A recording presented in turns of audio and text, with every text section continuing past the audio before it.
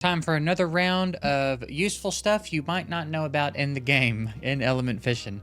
There's a few in here, and one of the things I'm going to cover today, I have told to a few very high level players that did not know, and it's kind of a life changer. So I'll let you know when we're getting to that one. But let's start with one that I just actually warned is a strong word. I just let my guild know about.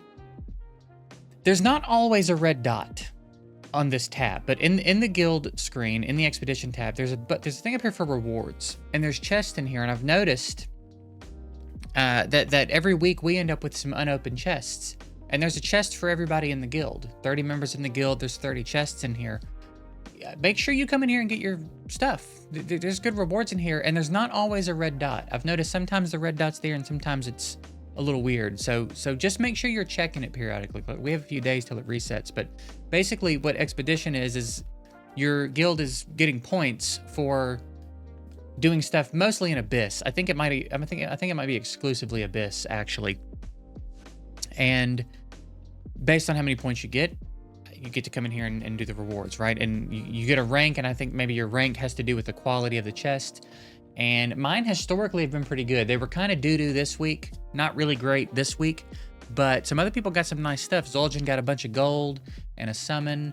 You can get reset potions. You can get lots of really cool stuff in here. And again, it's kind of, look at that. That's a crazy chest.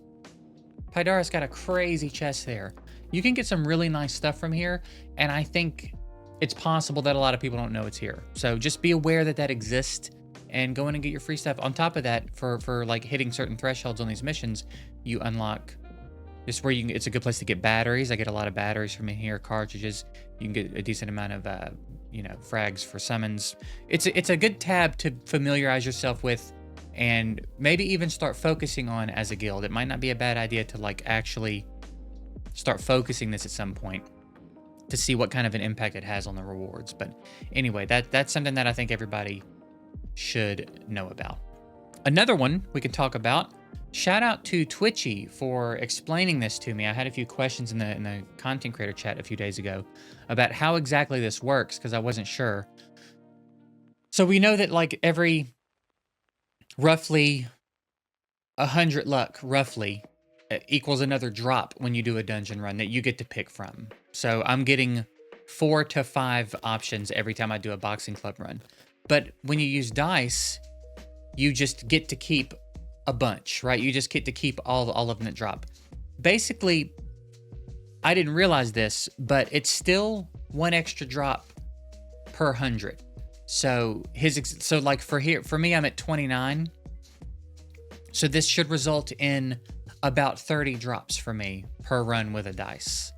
So luck still matters when you're using dice. My question was, I felt like I had always noticed that I just get 10 when I use a dice, but I think that was just because of my luck, maybe not 10, maybe a little more than 10. Again, I just wasn't paying enough attention, and I'm sure I'm not the only one that wasn't paying enough attention. So luck still matters when you use dice. You get more per dice. So again, it's just another reason to be careful about when you're using your dice and where you're using your dice. You might not want to use them if if the luck's still not going up, because they're incredibly valuable and they're very rare. After that initial early game where the game gives them to you, they're really hard to come by unless you're spending money. So be very careful about using them and understand that the more luck, the better in both scenarios, okay? Always the more luck, the better. Very, very important. And I did a video talking about the importance. Luck is right under consistency. You don't want to be failing runs, but after consistency, the most important thing for you to focus on in your dungeon runs is luck, because getting to choose between more options every run is absolutely game changing. It's absolutely game changing. You're going to get so much more usable gear, so much faster if you're worrying more about your luck than how fast you're clearing the dungeon, okay? So that's an important one. Let's talk about the like big game changing one that I've told even to some of the top players, and they did not realize this. A lot of you may be doing your 20 bombs, getting to the loot screen, closing the game, and reloading it so that the loot goes to your inbox and you don't have to sort it right away. because some of us like to just farm a bunch back to back to back and then sort through the gear later.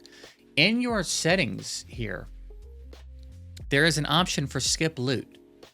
And basically, when you're done with your 5, 10, or 20 bomb, in the bottom right of your screen, there will be a button that says skip loot, and you can click that and it just sends everything to the inbox, and then you can continue to farm. And a lot of people, I think, don't know that that exists yet. And I've heard a lot of people say that they're doing their 20 bomb, closing the game, relaunching, doing their 20 bomb. So you can just have it go straight to the inbox after each run without having to close the game and do that. Another thing that's cool is if you turn this on, you'll probably shave some time off your run. I thought I had mine on, but I guess I got turned back off. But this will shave some time off of your speed. I was in a call with Nepilepsy the other day, and we both turned this on, and we both got, I think we both got new best times after we turned it on. So this will shave a little time off your run if speed is important to you. But yeah, be aware that the skip loot thing exists, because it's real nice to not have to sort through your 20 gear every time, or have to close the game and come back to it. I'll throw this one in again, even though I've covered it in other videos, but I still do see the question a lot. There is a mission at some point that's going to have you make a cartridge. It says make a 4-star cartridge, I think.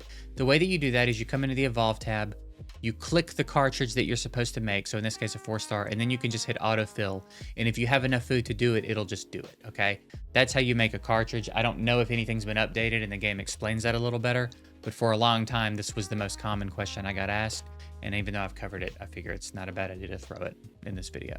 And then one last thing we could talk about, where it's not quite in the same vein as the other things we have talked about, but I do think it's very important, and I don't know that it justifies its own whole video, but it is a feature that I don't think enough people utilize, and that is the gear plans. I think this is very, very useful and important for a few reasons. You'll see I've got a couple here. I have water source heavy metal, water source, a water source tunnel build, which I may be reworking soon, a water source anon build, and then I've got quite a few water source builds because he's so useful, but I can't get him in a one-size-fits-all build. I need him to be built very differently for my anonymous speed team than I do for my heavy metal speed team. And I need him to be built very differently for tunnel and anything else than I need him to be built for my dungeons specifically. So I've got 3 different presets just for that one unit that allows me to do things that I would not be able to do otherwise. You know what I mean? I have a few for my turtle tank. Some of these I need to get rid of. Some of these I'll set when I'm going to try a new build. And that's a good tip too, is like, let's say you're reworking someone, like maybe I wanted to try something different on my dome fighter, but I know that this build is very effective. This build works for me, right? So I wouldn't want to like forget it. I could just save this plan as like water dome fighter original. And that way now I'm free to do whatever I want to her. And if I decide it was a mistake or I don't like it, I can just switch back. And then if I switch back and realize that I don't want to change her at all, I could just come in here and delete it. And right now we can have up to 20. Oh, I didn't even realize we had that. I just learned something. Wow. That's so useful. So we've got 20 in each one of these tabs. That's fantastic. I did not even realize this was as good as it is. That is wonderful. All right, I've got to come in here and do some rearranging then. So yeah, cool. That's cool. I get to learn something new too. Yeah, utilize this. Man, that's so nice. I did not realize we had these tabs in here. I just completely overlooked that was there. But use this. That's crazy that we have that many to spread around. That's really nice. Use it. It's very nice. It's, again, for all your different speed teams, if you have a unit that's going to be in multiple, like my water sorcerer, it's really nice to just have his gear sets in here so you don't have to keep manually moving stuff around. It's a nice bookmark if you think you want to play around with some units. It's really useful as well for something like territory war, where and even airship war to a smaller degree. But in territory war specifically, where you've got a lot of different teams that you need built, you really only need 3 good gear sets.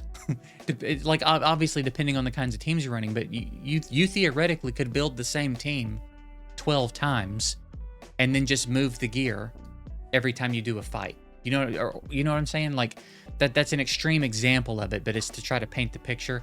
You only need a handful of good gear sets. And if you wanted to take territory war that seriously, you can just move your gear sets around every single fight so that everybody's got the best possible set they could be wearing. And then, like, way later down the line, maybe you'll have the depth in your gear to have a bunch of units built. But for now, there's no reason not to just move your best gear sets around. It costs a little bit of gold, but it's worth it in the long run. So, yeah, I think that's a pretty good place to wrap up.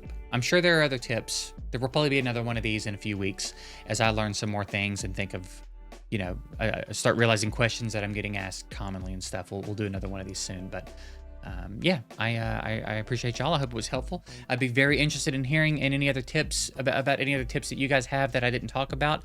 Again, I'm still learning stuff as well. I had no idea that we had that tab in the gear plans. That's so exciting. Because I was thinking, like, I'm already closing in on 20. I'm about to be out of room, but there's plenty more. That's fantastic. What a great little quality of life feature. So I'm gonna get in there and sort that out. But that's it. Hope it was helpful. Appreciate you guys watching. Excited to see what tips you guys have in the comments. I'll see y'all later.